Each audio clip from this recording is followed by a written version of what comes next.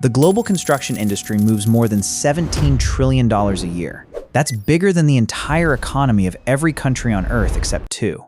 And yet, the average construction company keeps somewhere between 5 and 10 cents of every single dollar that passes through it. Compare that to a software company keeping 30 cents on the dollar, sometimes more. So here's the real question nobody explains properly.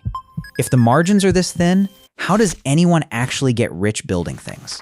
The answer isn't in the buildings at all. It's in 7 specific mechanisms hiding inside every contract. And by the end of this video, you'll understand the one line item that quietly makes or breaks every construction company on the planet. Let's break it down. I'm David, and this channel is about understanding how money actually moves inside industries most people only see from the outside. Construction looks simple from the sidewalk. Trucks show up, materials get delivered, a building appears. But underneath that, there's a financial machine most people never think to question. We're going to walk through exactly